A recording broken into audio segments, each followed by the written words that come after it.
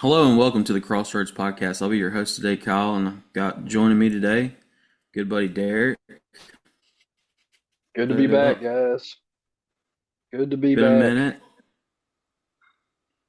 minute. We last did a Christmas podcast, Mm, and I attempted to do a New Year's podcast, but it did not work out. I lost a good portion of that podcast in the recording somehow. It probably would have just to try to edit it out, but the part that was lost was actually me reading scripture. So if it ain't got the Bible in it, then we ain't posting it. So which is the most important part of this podcast when we actually get to read the hmm Word. So we are gonna go back, and that podcast actually was just gonna be kind of some encouragement to get in your Word for the new year. And so I'll say, I encourage you to study the Word every day, as often as possible. Try it 4 or 5 days a week, and I promise you, it'll Yeah, change your walk and change your life. Um, there's all kinds of verses that I was in there, but if you're gonna make a New Year's resolution, why not make one like that? And actually, there's a lot of people who are kind of on that boat. So if you think you're, out on an island by yourself trying to read yeah, the Word for the first time all the that's way right. through, you're not a whole lot there that are trying to do the same thing. And it's all over the world. I mean, we've got a movement going on here in the United States. A Christian historian and apologist just went on the Joe Rogan podcast hmm yesterday. And, well, he had been on there, but they Yeah, posted it it yesterday. just got posted yesterday. Yeah, that was big time. I haven't listened to the whole thing hmm because it's 3 hours long. But that's huge. Yep, Um, that's a big audience right there. there's some Catholic podcast that has surpassed Joe Rogan as the number one podcast that I read. Really? Um, I think it was Fox News posted that. Now, I don't know what metrics they're using to measure Yeah, that, I but mean, that could be a skewed, measurement. mm, But I don't know about you, Kyle, but I guarantee you probably can't reach more people that need to hear it than the people through Joe Rogan's podcast. You know, absolutely, Uh, yeah, there's and I think a that's lot of what's atheists huge on there. about. I think that's what's huge about Wesley Huff as the guy that he interviewed going on there. Mhm. Is that so many people that listen to Joe Rogan need to hear, that aren't believers. I would be willing to believe that more, a majority, I don't know about a majority, but a lot of his listeners are not believers. And I think that's what was great and just awesome about Wesley Huff making it on there. And I think they talked largely about apologetics, if I'm not mistaken, which is a whole podcast in itself that we can't get into on this one. But definitely something worth the listen. I have not listened to it yet. It's on the to do.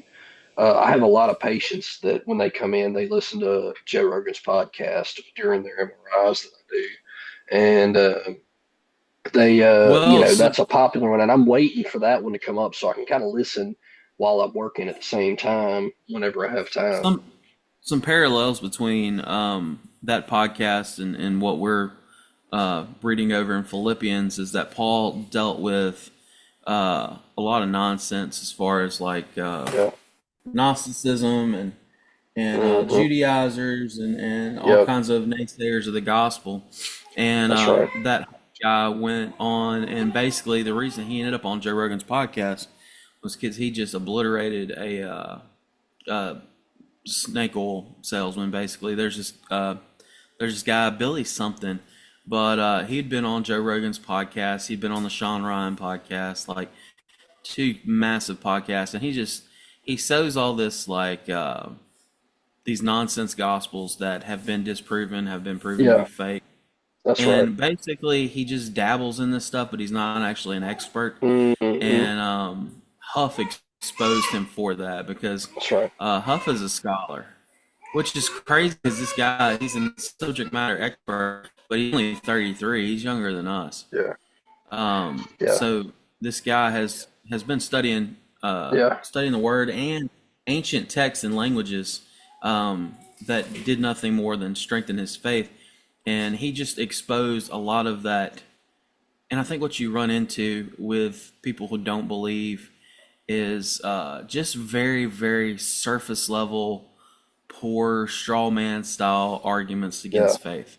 that's No, right. you don't really run into even scientists, even physicists. Um, when it comes to like the death, burial, and the life of Jesus, death, burial, Yeah, and resurrection, they don't have, or the early church, they don't have an that's right. in-depth Yeah, understanding of the, the way that came about and the historical backing that we have for all those events. Actually, yeah, evidence we have behind it. And I caught one part of the podcast. He said that the novel that we have, Beowulf, we yeah, actually only have like one old copy of it, and that's what Beowulf is based off of. And it was a copy. It wasn't written in the original. It was several, I don't know how long after, but it's like we take that, as, and now granted yeah, it's a story, but we take that as, it's accurate and true to yeah. form the way it was written. But then people want to cast doubt That's right. about the New Testament, or even the book of Isaiah. They recently just found the Dead Sea Scrolls, which contained portions of the book of Isaiah that dated, like, I think it took scholars back another several hundred years to what they previously had on Isaiah, and the translation was exactly the same word for word. Yeah, So, and of course, we know that Isaiah is super important because of the prophecy of Jesus Christ yeah. in Isaiah. But, anyways, So um, something else a little bit about that. So Robbie Gallaty on the Forgotten Jesus podcast actually elaborates on some of the breakdown and why the Bible's the books of the Bible, like how they were chosen and why, and like there's several different qualifications they have to meet, to be chosen. And a lot of them have to do with, knowledge base to what it's about. Anyway, he does a pretty good job explaining that. He's somebody else that's done a lot of research on that one topic also. He very brief, I mean, I say briefly is in like a 30-minute podcast on the books of the Bible and like which why the ones were chosen, and then he talks about some of the ones that weren't chosen and why, and some of the information in them, and just kind of touches on that in that podcast. And if I'm not mistaken, I think he wrote a book. He's wrote a lot of books, but he wrote a book that talks about that also. And he also gives reference to some big time historians and theologians that elaborate on those different books that were and weren't selected. And anyway, he does a good job about that. But and also a little bit on talking about people getting in touch, like reading, staying in the Bible more, starting with a new year. One of the best ways to do that is to find a structured plan and stick with it. And just for another example, one that I'm in and have been in for way longer than it should have taken me, but it's Foundations, which is a 260-day Bible reading plan for the New Testament. Robbie Gallaty wrote it, and him and his wife, and it's a really good one. It leaves it out like it's pretty much a 5-day plan, and you go through the books of the Bible. I mean the New Testament books in 260 days, and which isn't bad, and it's not that hard. It doesn't take that much time if you can stay disciplined in it. And it's a really good one that I can highly recommend, but just a little bit there. and But another thing about trying to read the word, I know a lot of you guys, and especially in our society, might have a little trouble reading and understanding what you read, and having to read stuff over and over. We're kind of our attention spans aren't what they should be, probably because of the way our culture is and cell right, phones and whatnot. But if you do have trouble with that, I would suggest journaling as you read. And if you read roughly 3.5, 4 chapters a day, so let's say you read on average 3 chapters a day, you can finish the entire Bible cover to cover in a year. yeah, You may have to pick it up in Psalms and read 4 or 5 chapters a day to get through that one.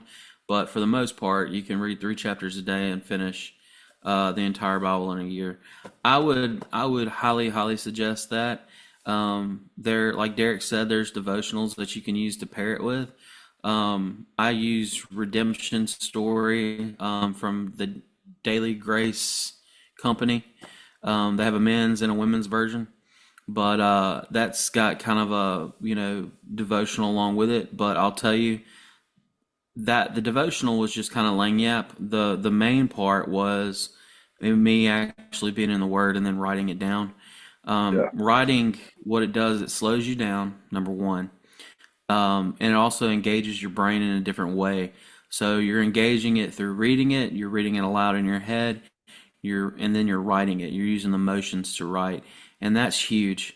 It helps with memory, it helps with retention, and it helps with your attention span. Hmm. So I would definitely do that because, guys, I could never. Even now, I still don't just read the Bible like by itself. I've always got pen and paper next to me, whether I'm doing a study like this Hmm. or I'm preparing for Sunday school or something like that. Like I'm always going to be pairing the Bible with like note taking, and that just, I mean, it helps immensely. And honestly, you would think it would take, oh man, it's going to take me more time. It takes me more time to read and actually understand what I'm reading than it does to take notes as I go.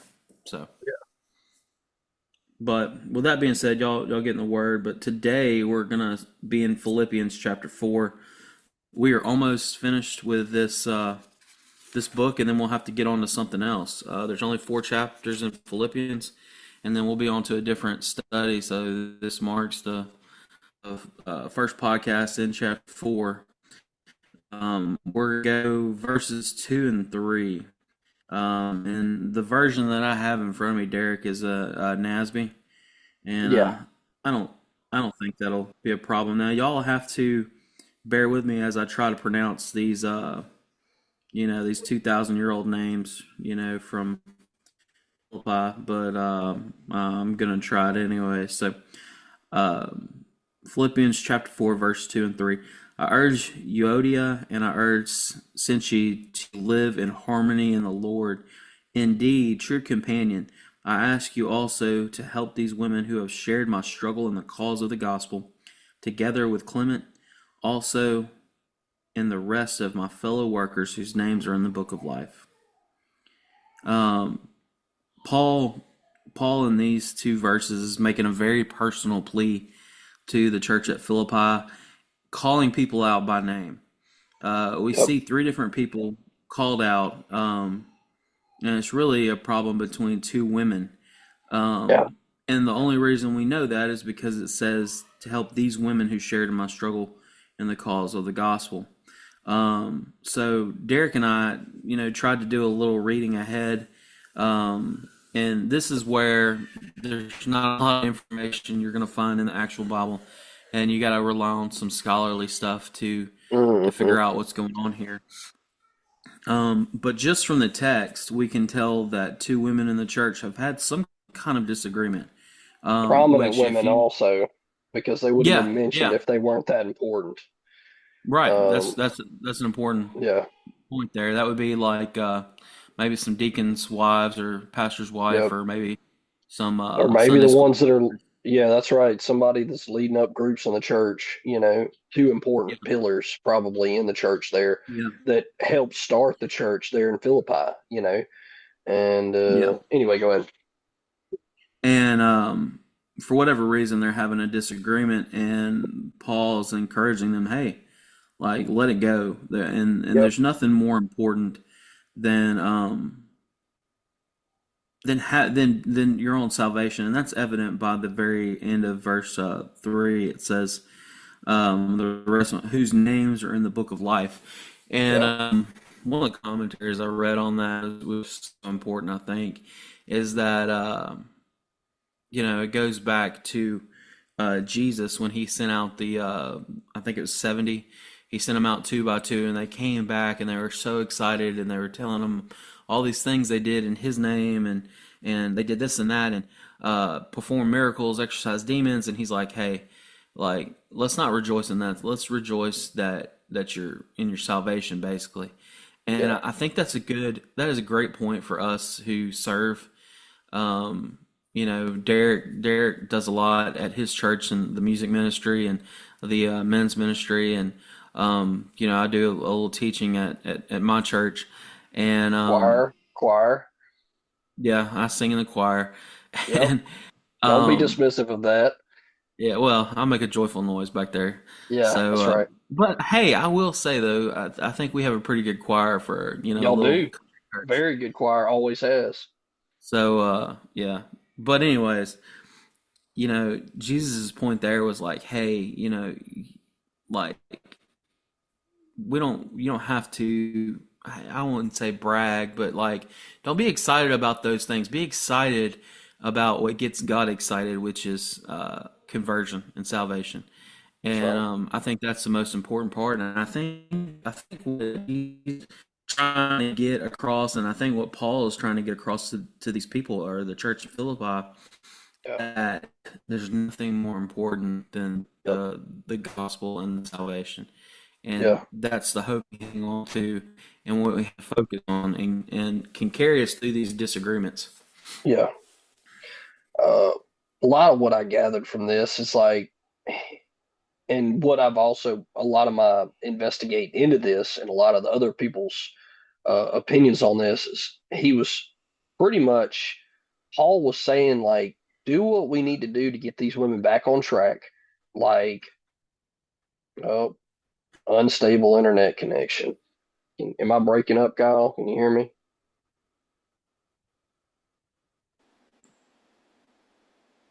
And so, like Paul, like he was like, whatever we need to do to get these women, because they're obviously pillars in the church, but like he also wasn't saying that whatever they have going on, they need to solve it or they need to agree on it. They just need to get past it. Like agree to disagree is what one of the biggest things that I heard. Like several, he was like, and it's the same thing for us in church. Like, we don't always have to agree 100% with whatever the people that we're serving with agree on is, but what we do have to agree on is that the gospel needs to be spread, and people, we need to serve in those works somehow or some way. And I don't think whatever these women, whatever quarrel they had going on, it probably didn't have to do with the gospel. It probably had to do with something else outside of the gospel.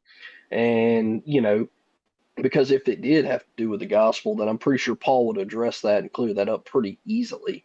Yeah. So it's probably something whereas like, some lady cooked one casserole dish and copied the recipe from the other one, I'm just being facetious here.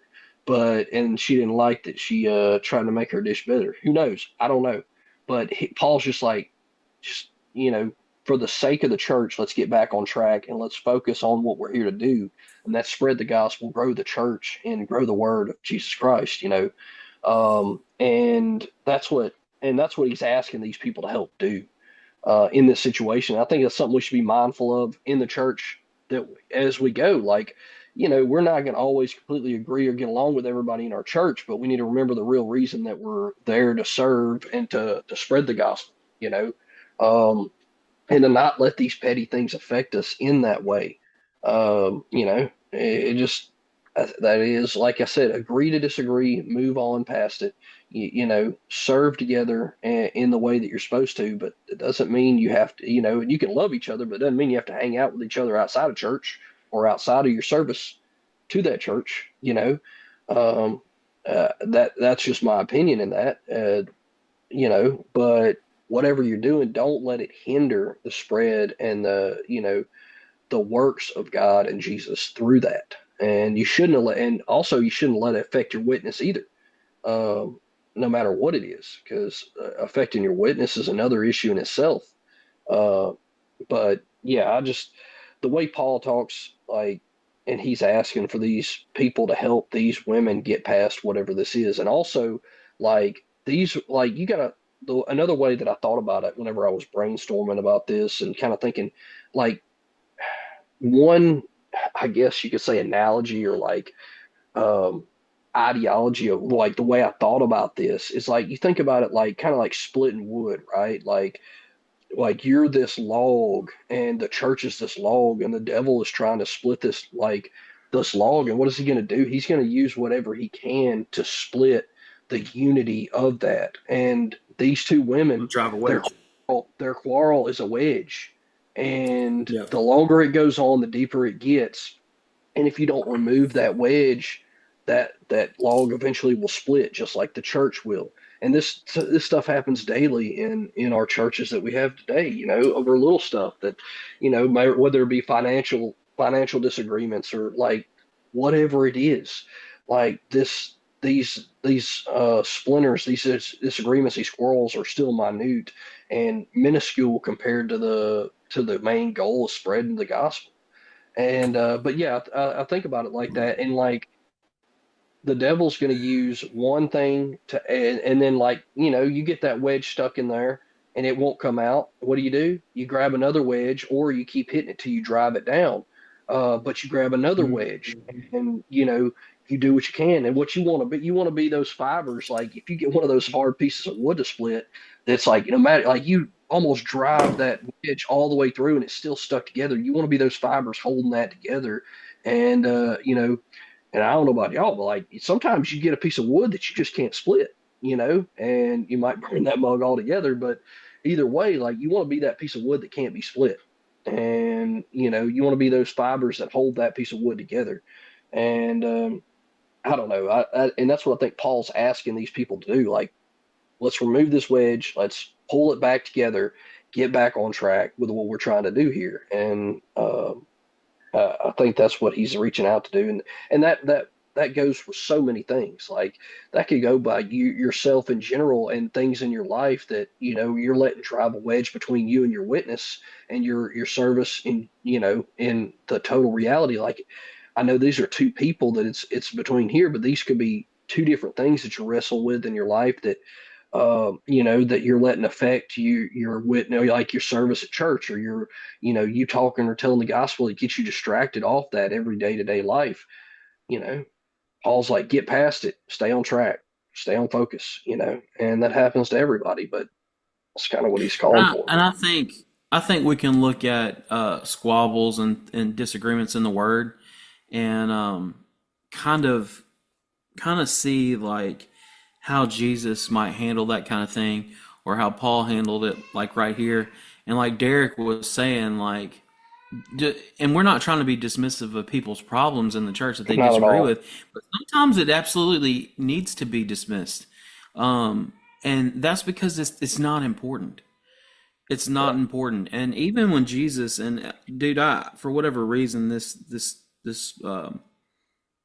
story from Matthew come to mind of Jesus and the taxes.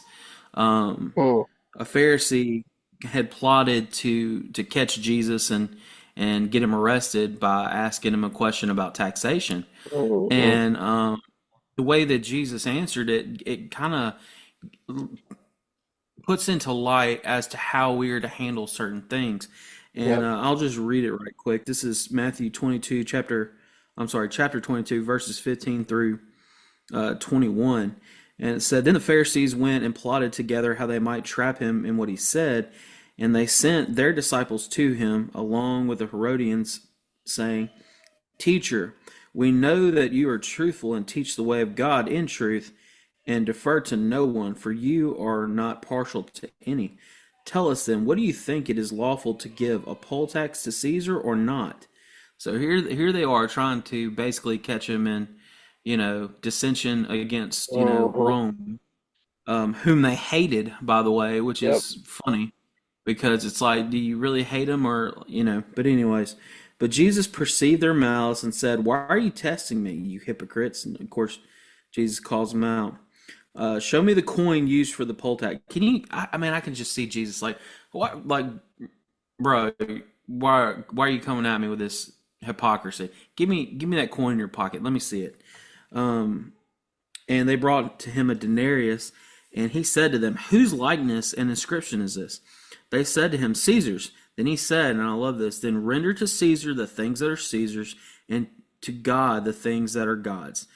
And man, that to me, that just Mic drop. and maybe other people aren't getting it like what it what I'm hearing, but to me it's like Jesus is like, hey, whatever, do what you got to do, and he knows that we're going to live in a world that is corrupt, that's full of corrupt governments. I mean, we're fussing about the things that go on here in the United States, which we should fuss, but at the same time, comparatively to the foot that other people have had to live under That's and right. are living under, it's really not that bad.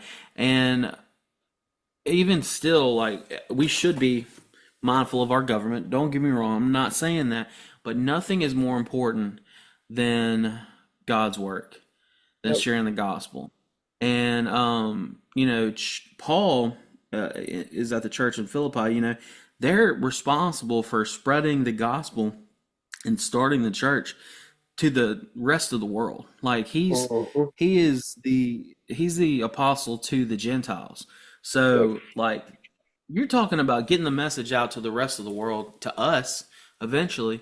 And you've got these two pillars of the church that were there from the start of the church in Philippi, and they're having a Been in the disagreement. trenches, Paul's like, yeah, yeah, and they're doing the work and they're putting the work in. And by the way, that's another, like, I know people like to say that Christianity lends to sexism and is against freedom of women, and I find that to be the opposite of truth, Yep. of what is actually true. I think that Christianity gives value to women in ways that they weren't valued at that time. People might That's look right. back on it now with like their modern uh, skewed way of thinking and their Yeah. modern skewed values and be like, well, that's not very, pro Mm-hmm. woman. Well, I mean, is telling women to kill their unborn baby in their womb so they can have freedom, is that really beneficial to a woman's psyche and Mm-hmm. her life? That's not pro woman either. Yeah. So, and I'm not trying to go down a rabbit hole there, but the word, and especially in the New Testament, is very pro woman. It paints her in a different light than a man, but in a light that is important and equal uh, to that of man, just in a different way. Yep. And we see that here where these two women are mentioned by Paul. And you got to think a lot of times, like, especially if you think back to like maybe the Jewish uh, church, or let's just say any other church. Let's not even go with one Yeah. of the let's not go with Judaism or Christianity. Like, how do you think in ancient societies they would handle women who were squabbling and they didn't want to put up with it anymore? Probably Well, they killed. just beat them, Oh you yeah. know. But not here though, not in the Word. Yeah. And it's instead now we may come off as dismissive about this problem, but the thing is he's like, you've got more important work to do. Yep. And I think that's what should be grasped from this, especially for women, is Yeah. that like you are vitally important to the spreading of the Yep. gospel, and have been since the very beginning. Yep. Who did we see at Jesus' crucifixion? You had John. He was the only disciple there, Yep. uh, and then you had the women, and who were the ones visiting the tomb? You know, Women. Yep. Who was it revealed to that Jesus was risen? A woman. Yep. Like, we over and over and over. And how did Jesus come to from heaven down to earth to be a man? Like, through the womb of a woman. Yep. And we see that over and over and over in Scripture, the importance of women in nurturing and caring for the gospel, and the nurturing and care of spreading that gospel. Who Yep. primarily shares the gospel with our children? Women. Like, Drew and your boy. I know that they go to Sunday school. Who teaches his Sunday school class? Is it a dude? Well, It's a woman. It's a mhm. woman. And who prays with their children every night, especially if dad's off working, mom. And I think it's I important. don't- I think it's Yeah. important to glean this from the scripture, is that women are vitally important to Well, the church and to God's work. and another little nugget inside this, and I don't. I'm trying to remember what your version said, but like mine in the ESV says, help these women who have labored side by side with me in the gospel together with Clement and the rest of my fellow workers. So Yeah. whenever you read this, he says the women were side by side, as in equal to sharing responsibility, not beneath me or under my, under my observation or behind me or anything like that. Side by side, as in equality, like equal responsibility with me in this work in the gospel together. So I think that's extremely important to pay attention to that side by side note right there, because like if you think almost like in military ranks, when you see people that are side by side together, that means they're equally like on the battlefield, they're equally important to each other. The more important people are in the back, behind them, vice versa. But when people are side by side, they're typically equals. Um, and anyway, that's just whenever I've seen side by side, and you brought that up about women, I think that's important to pay attention, especially these women in this aspect. And also when they're starting out a church, I mean, hello, they picked women to help them start the church. Yeah. So not just women, but obviously probably key women that are fairly prominent in the community that converted, you know, and I don't know. Those are two key things too. Whenever you bring that up about this, Yeah, and I think that's probably something else that people like to, I don't know, maybe if you read it from a different perspective, and I've heard people say like there's kind of a movement now of so-called Christians that they want to pick and choose like Jesus's teachings that they like, that yeah, is all about love and this and that, and then they want to dismiss the rest of the Bible, and you can't do that. And a lot of them are dismissive of Paul, but go. Paul was instrumental in, he called out a lot of people for their sin, That's and right. Satan, and people who serve, the flesh, they don't like being called out for their sin. And this is something where they would probably say, like, well, here's Paul calling out some women, Hmm. mansplaining, or I could just hear it. But I think what you miss is that if Paul had the nerve to call these women out and encourage them They're important. to resolve what was going on, and then to admonish them by saying, we serve side by side, clearly, this is Paul, by the way, from a prison cell Yeah, yeah. is where Paul's in he prison at wrote this time. this. Yeah, so he's thinking about them and cherishes them as a peer. And I Yeah, mean, think about that for a second. Like, this is Paul. Like, dude wrote most of the New Testament. Was the apostle to the Gentiles. Was the one of the founding fathers of the church as we know it. And he's yeah. talking about these two women as his peers. That's right. That's that's insane. Like, we don't have I don't know. There's some important women in the founding of the United States, but Yeah, none of them are. I wouldn't say that any of them are on the level of the founding fathers, yeah, right? That was all men with the United States. So, and maybe I'm wrong. Some historian might come on and be like, "Well, this woman was," and they may be right. I don't know, but I'm just saying, as yeah, far as like I remember from reading books and stuff, we know that there was women that made the flag and did this and that and were important in the revolution, but none of them were on the same level as like Jefferson or Washington, or yeah. like those guys were the ones that that did the most important work. But yet here in the Bible, what we find is that these women were instrumental in building the church from the get go. So Yeah, I think that's probably a good point to end on. yeah, yeah. Some And some good stuff in this scripture right here. yeah, and it's one that you may look over. I didn't do a soap on this one, you Hmm. know, um, but it's one that if you really look into it, and you think about the application, and you think about problems in the church and society then and society now, you Yep. can really pull some amazing truths out of it. And that and I think the most important thing is, number one, there's nothing more important than your name being written in the Lamb's Book of Life. So salvation and sharing the gospel is number one. And then also that women are imperative to that sharing of the gospel, Yeah. sharing the message. Yep. Agree. So we didn't open in prayer. We should have, but we got to talking. Yeah. Well, But we can we're gonna definitely close. close in prayer. Yeah, and next week we'll probably pick up with like 4 and 5, maybe 6 as well. 6 Yeah. could definitely be its own study. So we may do 4 and 5. I don't know, but those are some good stuff to dig into. And like I said, we don't have a whole lot of podcasts left in Philippians. So at some point, me and Derek are going to sit down and pray and see what's next. Yeah.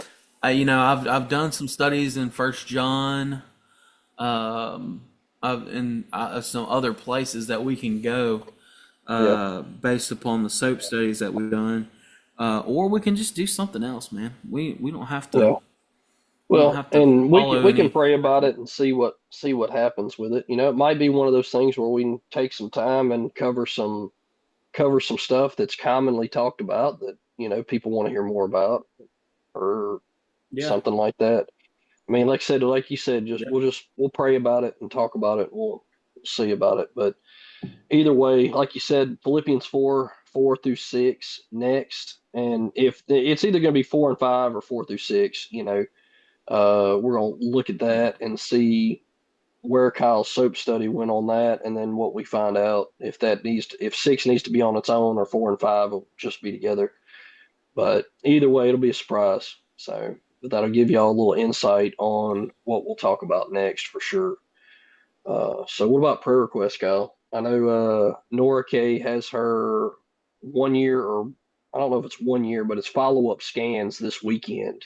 I think she goes down there Okay. Sunday, and everything's still Awesome. good. She's doing good. She's been at church here and there, trying to avoid, but her immune system's getting better. But she's been at church some. She's in Cole's class. She was there when I dropped Cole off um, at Sunday school Sunday morning. So that was pretty awesome to see. And it's been going pretty good for him as far as I know. I talked to her dad, Brian, a little bit ago, and that's what I was trying to find out. I knew her scans were coming up. He said Sunday, so or she goes down there Sunday, so I'm sure it'll probably be Monday, Tuesday, or something like that.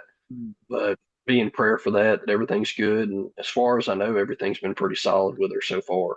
So and then let's see, Grace Point Men's Retreat coming up in beginning of first week in February. That's a big one. We got like 40 retreatants right now. I think 40 or 39. So several men. It's a bunch of us from different churches this is big Grace Point's first men's retreat. So there's a lot of their I guess, primary pillars in their church that are going on this. And then there's some people that some of us knew, or some of the guys knew that are teaming it, that knew need to go on a retreat. They'll be going also. So it'll be a good mix. But it's always a blessing at a men's retreat, and it'll be something good to put on. Um, so be in prayer for that for the beginning of February, sure, as we're, hitting the hard planning stages. Like the early planning stages are over. We're getting in the meat and potatoes of the planning and preparation for it with the last month. So as we're down to pretty much right at 4 weeks. So Yeah. Um, we've had a lot of us in our church, just flu, COVID, yep. whatever crud we are sharing in my house currently. Derek can tell you, like, I talked to him when I woke up this morning. I probably Mm-hmm. sounded like Dookie. But yeah, we've had it. My little one's Lord, he has had this viral like drainage from his eyes, and it's not like a regular pink eye where it just stays red and hurts or anything like that. It's just constantly draining. Um, and they've had a cough. Everybody's starting to get better. Heather's getting better, but last few days I've woke up with a sore throat and congestion. So, Mm-hmm. and I need to stay well because I got to work. So just be in prayer about that. pray for everybody as this ice storm comes through, Yep. and pray for safe travel for people on the roads. It maybe get kind of hairy Thursday night and Friday, Yep. so just be in prayer about that.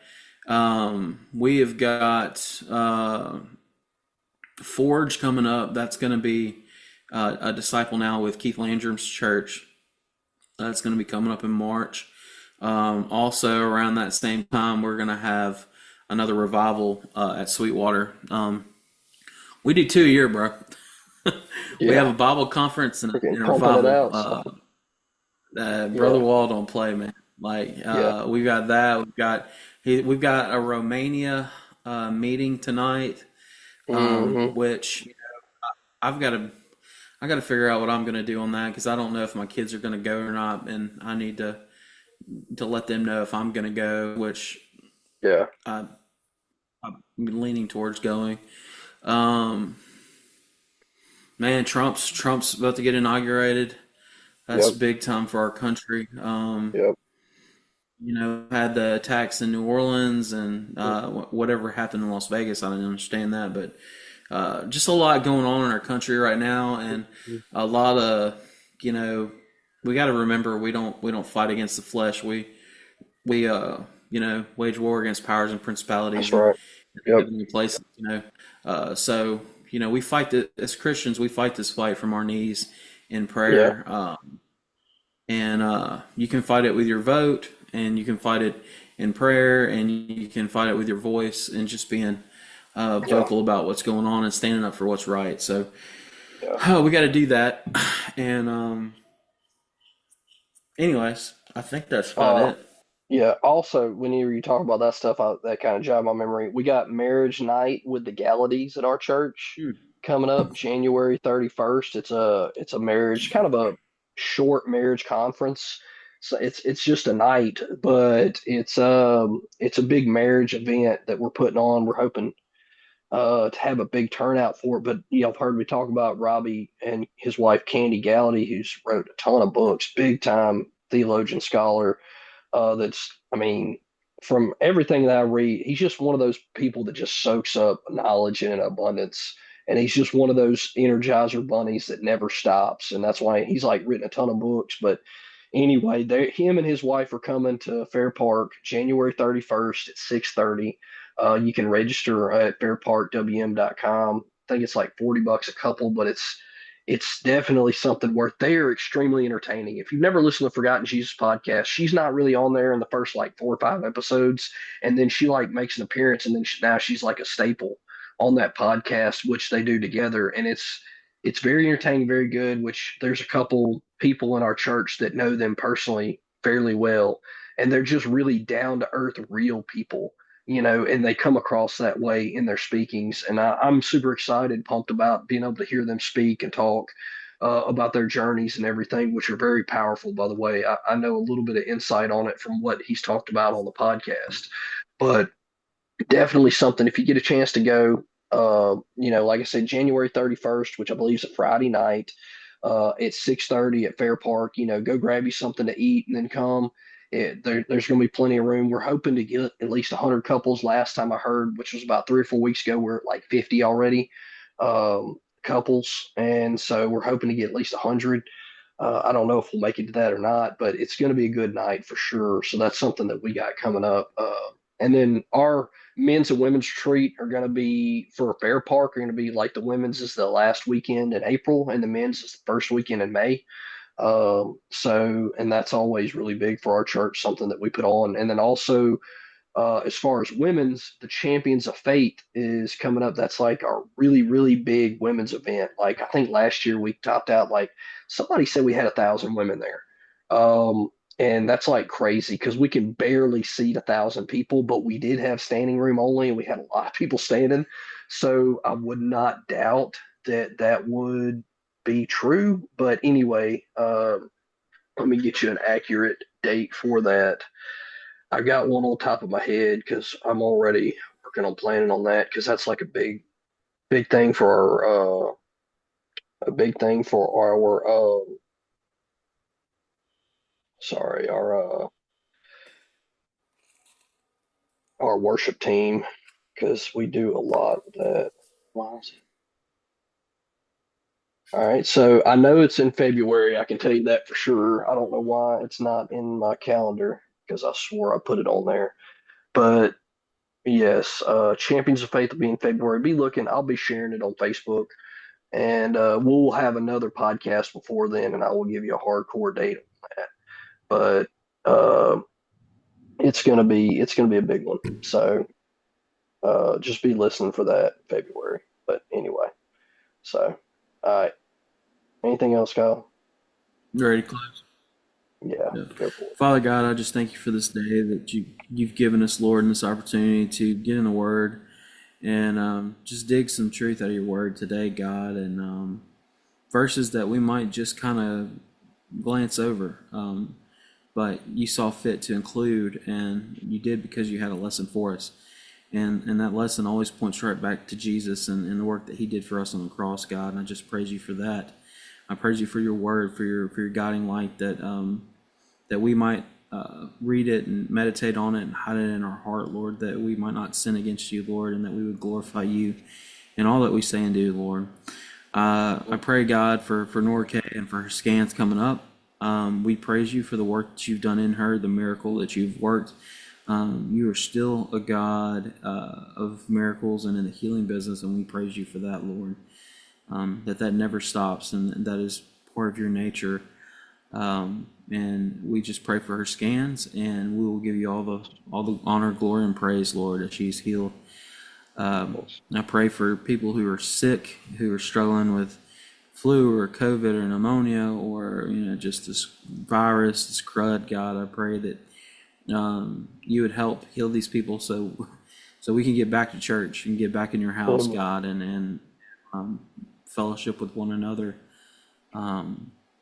Lord, I pray for all these events that we have coming up. We're such a busy people, God, but we have you've put these things on the hearts of our leaders and these pillars of the ministry, God, that we should do them to reach and share the gospel with others, so that you may be lifted up and glorified, and that people may come to a saving knowledge of Jesus Christ. And this is what we're here to do, Lord. I pray, God, that would always be the focus in our ministry work, and that we would do it with a smile on our face, Lord, and the right attitude, God, and the main focus, so that we may be more effective in these ministries, and that we would not take anything from it, Lord, but that we would give it all up to you, God, that we wouldn't focus on the great things that we did or didn't do, but that we would focus on that people's names are written in the Lamb's Book of Life. Lord, I thank you for women in the faith, God, and the important role that they play in our lives. Where would we be, Lord, without our wives, without our mothers, without our teachers that taught us from a young age about you and about your love and their importance in spreading the gospel and their importance in the home, in the church, just cannot be overstated. I thank you for them in such a big way in my own life, and in many believers' lives. Like, we just think back to the people who had the biggest impact on us early in the faith, especially, God, and usually it's a woman, a mother, or grandmother, Yes.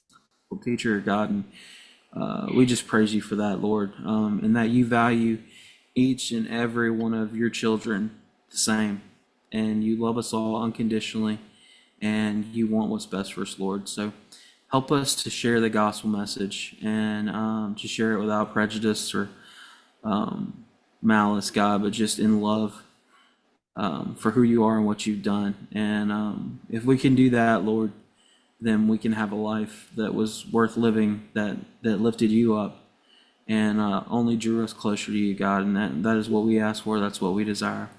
In Jesus' name I pray these things. Amen. Amen.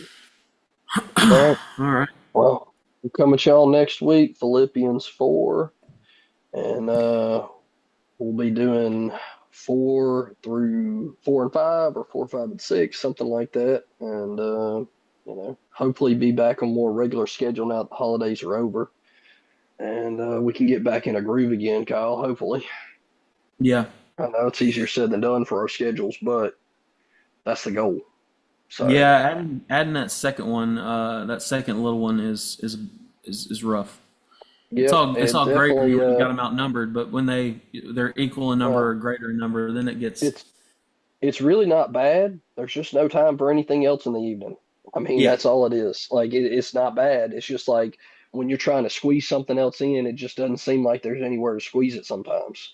And there's not. Especially right now, while we're very scheduled people, and that's just how we are, and that's how Cullen is, and he's getting that way. He's doing pretty good. It's just the schedule that we have is not conducive to adding anything else to it really in the evening to stay on that. And it's just where we're at right now. Like we finally get everything together and get it all done, and then it's like 30, 45 minutes, and then it's time to go to bed max. And we normally try to spend that time together, and it's just how it is right now. So, Yep. but we'll find time. We're getting in this groove, Kyle, and we'll get it out. So, but Yep. we just appreciate everybody listening. Please go like, subscribe, follow. Give us some feedback. Also, remember our sponsors, Big Reed BBQ, Crown Detailing, Mimi's Children's Boutique. We appreciate y'all. Please go support them. We read off our advertisements for them on every podcast, and we really appreciate them. I know Big Reed's got several different good things happening for them. I seen on their Facebook post the other day they're branching out and getting some stuff posted and getting some of their sauces in some stores in Houston. So that's big for them. But you can get their stuff on Amazon and some of the local stores that we talked about. And Mimi's is a great source for children's boutique items, especially uh, your local, athletic teams and anything else you got going on. And then Crown Detailing, give them a call, look them up on Facebook. They can definitely help you out and get your ride cleaned up. So y'all support them. We appreciate them supporting us. And y'all just go follow us, subscribe to us. We appreciate y'all listening. And we'll be catching y'all next week with Philippians 4, 4 through 6. And y'all keep spreading the gospel.